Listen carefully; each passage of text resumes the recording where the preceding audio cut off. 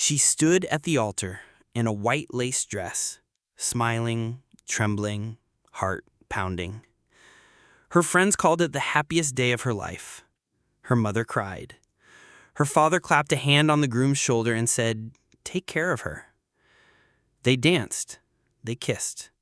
They laughed into champagne flutes while candles flickered across polished glass. But just hours after they said, "I do," a phone would ring, and the life she thought she had would fall apart. What no one knew, not her family, not the guests who toasted under string lights and whispered how perfect the two of them seemed, was that the man she had just married had a past carefully erased, a name changed, a story rewritten. Her new husband wasn't just a man with secrets. He was the answer to a question that had haunted her for years. Because once, long before she found love again, there was someone else. A man she'd loved deeply. A man who vanished without warning. A man whose disappearance had always lingered like smoke. No one could have guessed that as she stood there in white satin, surrounded by flowers and vows, the person responsible for that disappearance was watching her smile from just a few inches away. And what happened next would leave detectives, prosecutors, even her own family staggered. A discarded photograph, a name on a lease, a single fingerprint no one was supposed to find. In the next hour, we'll walk through every moment that led up to that day. Every step from first dates to missing persons, from wedding bells to arrest warrants.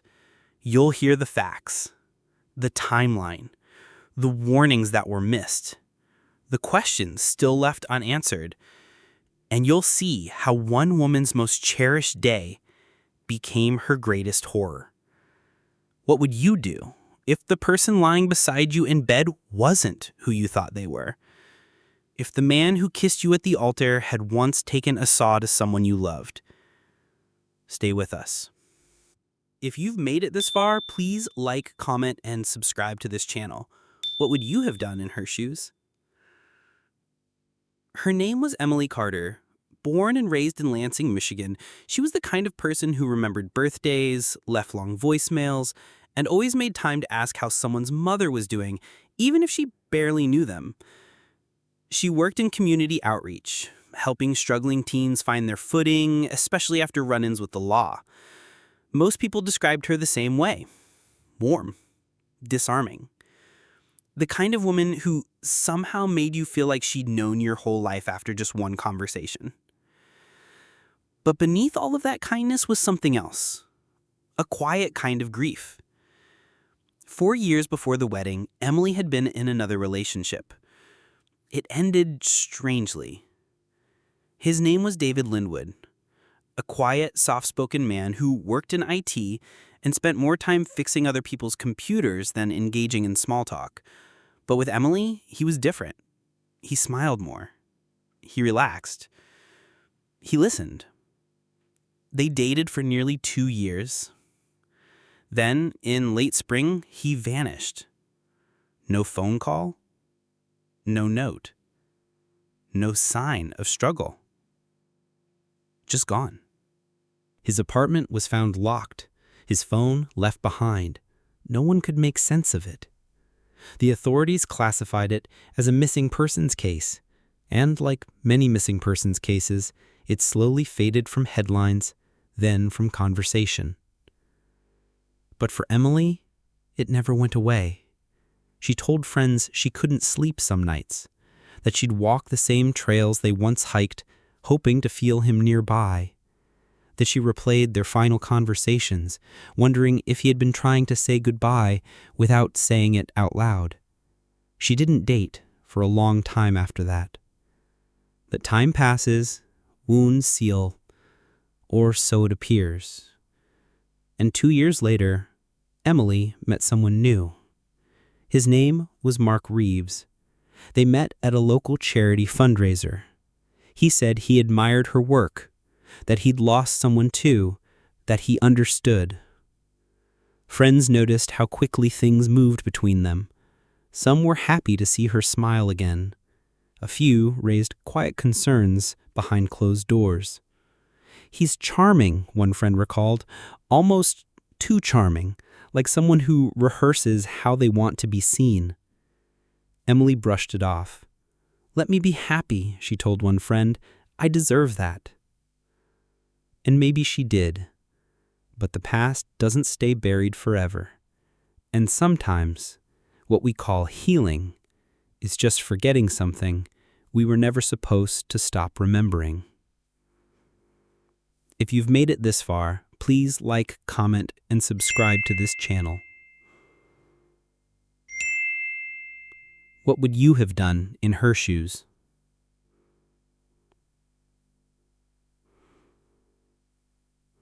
At first, it seemed like something out of a novel. They met on a rainy Thursday evening at a fundraiser for local at-risk youth. Emily had been volunteering for years. Mark had just moved into town and was looking for ways to give back, or at least that's what he said. He was polite, attentive, and there was something else, something she hadn't felt in a long time. Safety. Mark was different from David. Where David had been quiet and thoughtful, Mark was confident, decisive. He made reservations, sent flowers, called when he said he would. "He made me feel like I could finally exhale," she wrote in a journal entry discovered later. Within weeks, they were inseparable. Mark said he worked in supply chain logistics, frequent travel, early mornings, nothing flashy. He carried himself like someone used to being in control. Always well-groomed, always composed, but never flashy, never arrogant. Friends described him as the kind of man who remembered to pull out chairs and open doors. The kind who insisted on walking on the street side of the sidewalk. He had this old-fashioned charm, like he had studied what women wanted and just got it right.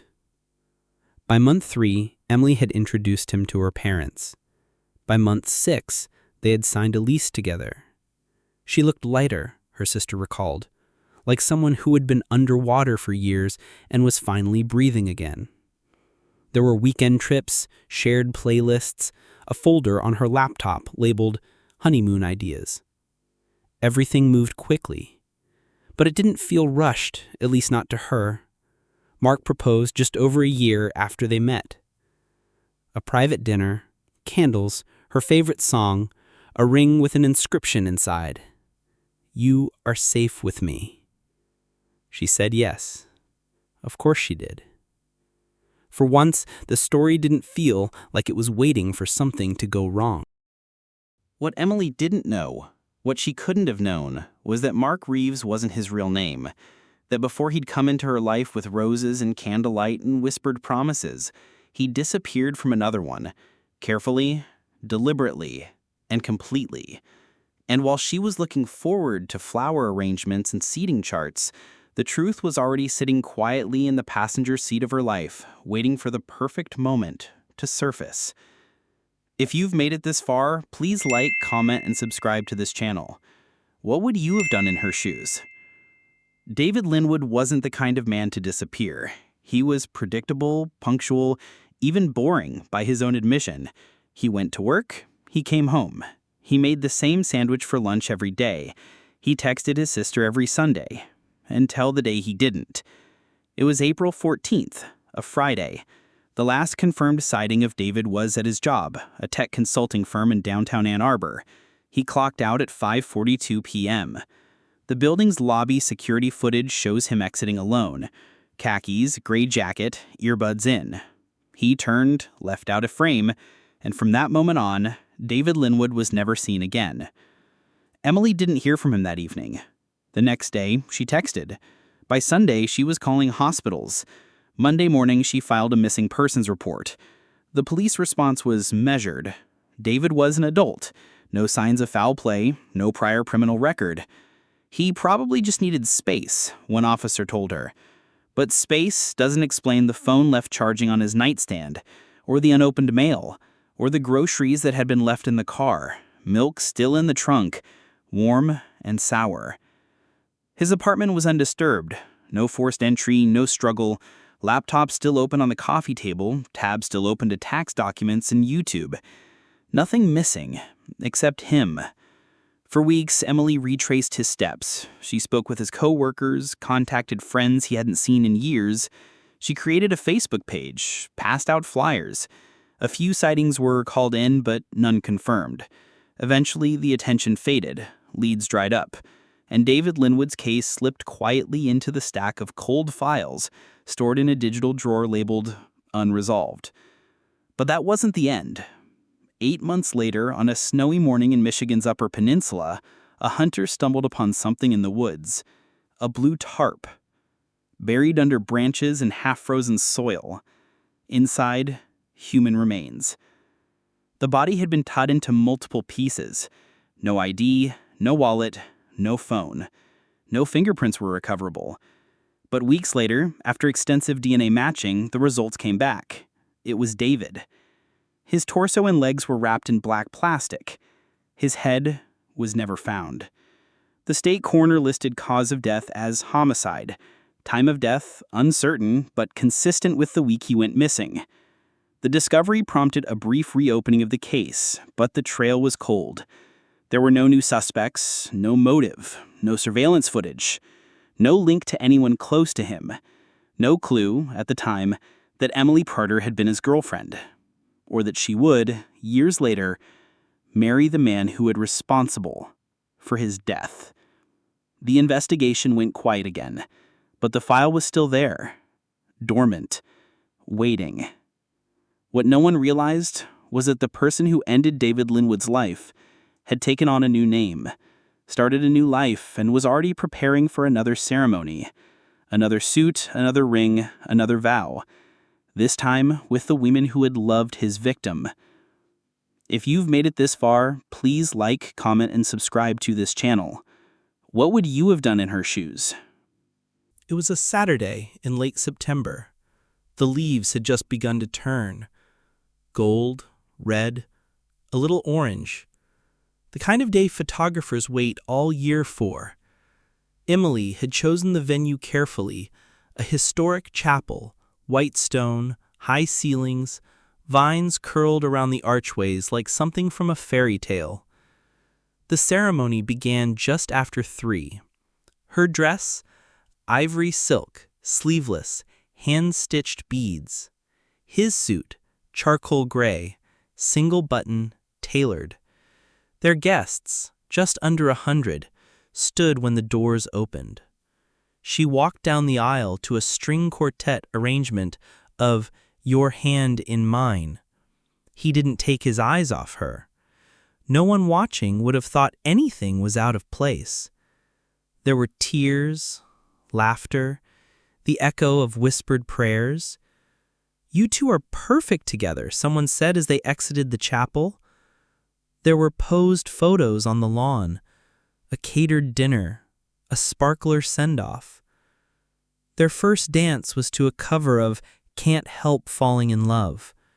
He sang the words quietly in her ear. She laughed, told him to stop before she cried again. And maybe it would have ended there. A normal day, a normal couple, a perfect wedding. But weddings, for all of their beauty, are about proximity. The closest two people can stand, the deepest two people can promise. They are acts of surrender, trust, exposure. That night, Emily fell asleep beside a man she had just married. A man who had slipped a ring on her finger with the same hands that had once wrapped a tarp around another man's body. She didn't know yet. Not about the name, not about the past, not about what lay buried hundreds of miles away. But the cracks had already started to form.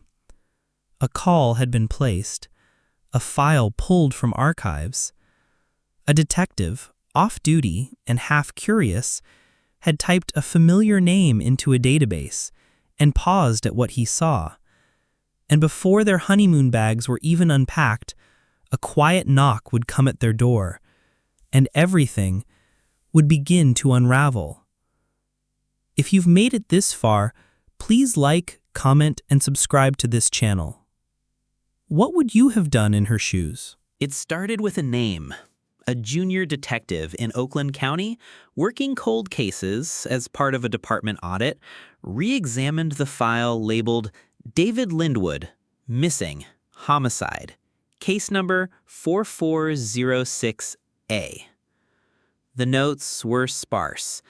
The body had been found, but without a clear suspect, the case had been suspended. A notation stood out. No known enemies. No recent disputes. Closest connection, ex-girlfriend, Emily Carter. The detective, just 18 months into his career, did something simple, something anyone could have done. He searched her name. Her social media profile appeared. Smiling, vibrant, recently married. A wedding album. A new last name. Then came the detail that didn't sit right. Her new husband, Mark Reeves, didn't exist prior to 2018. No online footprint. No state-issued driver's license until late 2019. No work history on record before the year he met Emily. The detective flagged it. What followed was a chain of inquiries, quiet, careful, cross-checked against sealed records from a neighboring state. A fingerprint lifted from a discarded coffee mug in their apartment complex's shared mailroom was processed. The result came back just before 2 a.m. on a Tuesday. Mark Reeves was not his real name. His birth name was Daniel Kessler. He had legally changed it in 2017 after relocating from Illinois, where he had once been questioned but never charged in another missing persons case that bore eerie similarities. Suddenly, there were links. Cell phone pings from towers just miles from where David's remains were discovered. A burner phone activated 3 days before David's disappearance, registered under a fake alias, now linked to a prepaid card used by Kessler. Surveillance footage from a hardware store in early April 2019, showing him purchasing plastic sheeting, rope, and gloves. Items never tied together until now. And perhaps most chilling, an email discovered in a forensic sweep of an old laptop belonging to David Linwood. A message sent to an unknown recipient 1 week before his disappearance. I think someone's watching me. I don't want to sound crazy, but it feels like I'm being followed. Have you ever heard of the name Daniel Kessler? That was the final crack. Investigators obtained a warrant, and on a Wednesday morning, just 11 days after Emily and Mark had returned from their honeymoon, a knock came at the door of their third-floor apartment. Mark answered, calm, shirtless, holding a mug of coffee. Emily was still in bed. The arrest was made without resistance. Identity fraud, obstruction, homicide, desecration of a corpse. She didn't understand at first. She asked if there had been a mistake. She called his name again, Mark. But he didn't answer. Not once. That night, she gave a 5-hour recorded statement. She told detectives about how they met, what she knew, what she didn't. She kept asking the same question over and over. Why would he pick me? No one had an answer. And the man she married, the one who had made her laugh, made her feel safe, made her believe in a future again, refused to say a word. Not to her, not to anyone. If you've made it this far, please like, comment, and subscribe to this channel. What would you have done in her shoes?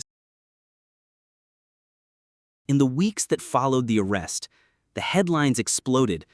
Husband of newlywed bride arrested for murder of her ex. Wedding day horror, the groom was a killer in disguise. The photos circulated quickly. Mark's booking photo beside their wedding portrait. side by side like a sick joke. Emily withdrew from the public eye. She didn't speak to the press. She closed her social media accounts.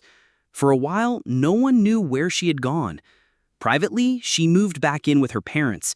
She stopped working. According to a family friend, she barely spoke, barely ate. It wasn't just heartbreak, the friend said. It was a kind of grief you can't name, because it doesn't fit into any category we're used to. She had loved two men. One was taken from her, the other had taken him, and she had unknowingly carried both inside her story. Two lives that had once overlapped for just a few months, but would haunt each other forever. The trial began 11 months later. Daniel Kessler, formerly known to her as Mark Reeves, was charged with first-degree murder, aggravated identity theft, unlawful concealment of a body, and obstruction of justice. The prosecution laid out a meticulous timeline: surveillance footage, cell phone records, purchase histories, and motive, or the closest thing they could find to one. It turned out Daniel had once been briefly acquainted with David Linwood, a shared class, a failed business connection, something minor. But whatever it was, it had festered. And when he crossed paths with Emily years later, something clicked. It was control, the lead prosecutor said. This wasn't about love. It was about possession, about erasure. The defense offered no counter-narrative. Kessler declined to testify. No statements, no apologies. Emily took the stand. For 15 minutes she spoke, voice shaking, eyes fixed on the table in front of her. She said, "I loved him. I trusted him. I shared my life with someone who knew every single day what he had done to the man I used to love." The courtroom was silent. The verdict came back after 3 hours. Guilty, on all counts. He was sentenced to life in prison without the possibility of parole. Emily didn't attend the sentencing. When asked why, her lawyer answered, because she doesn't want closure, she wants distance. And that's what she did. She moved again, changed her number, started somewhere new, quietly, anonymously. She has never given a formal interview, and maybe she never will. If you've made it this far, please like, comment, and subscribe to this channel. What would you have done in her shoes? You expect your wedding day to be the beginning of something, the start of a shared life, a turning point, a vow made with full faith in the person standing beside you. You imagine waking up the next morning in a new world, still glowing from the night before. You don't expect it to become the unraveling of everything you thought was true. But for Emily Carter, that's exactly what it was. She walked down the aisle to a man who had whispered to her in the dark, laughed with her over late-night takeout, kissed her shoulder while she read in bed. A man who told her she was safe. A man who held her hand while lying every single day with a calmness most people couldn't even fake. And somewhere in all of that, the gestures, the charm, the perfectly timed affection was a choice. He chose her, not because he loved her, not because he wanted a future, but because she was a connection, a thread, a way to close the loop.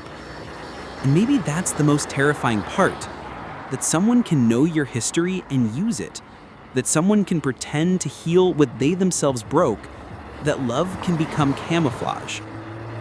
When David Linwood vanished, the grief was immediate. It had a shape. A missing poster, a funeral without a body, a voicemail that would never be answered. But when Emily discovered the truth, years later, dressed in white with her whole future imagined, the grief took on a second shape, a slower one, a deeper one. The grief of being fooled by someone you trusted, the grief of realizing that the person you loved had taken another person you loved away. And yet, she wasn't the only one deceived. Her family, her friends, every guest at that wedding, every person who toasted, who danced, who clinked glasses, thinking they were witnessing something pure, something hopeful. But hope isn't armor. And love, when offered by the wrong hands, becomes something else entirely. So what do we do with that? How do you move forward when even your memories feel contaminated? When every smile you remember is tied to a lie so vast, so calculated, it takes your breath away? maybe you don't. Maybe you just survive. One day, one room, one breath at a time. If you've made it this far, please like, comment, and subscribe to this channel. What would you have done in her shoes? Emily never asked to be part of a story like this. She wasn't reckless, she wasn't naive. She was just trusting. And trusting the wrong person isn't a crime, but it can cost you everything. And somewhere in a quiet town under a different name, Emily Carter is still living with that cost, waking up with the memory of a man she loved and a man who loved her back just enough to lie for years, but never to stop what he'd already done. And maybe that's the question you're left with. If someone can lie that well, how would you ever know? Would you feel it? Would you sense it? Or would you, like her, only find out once it was too late to leave? Tell us in the comments below. What would you do if you found out the person sleeping beside you was capable of murder?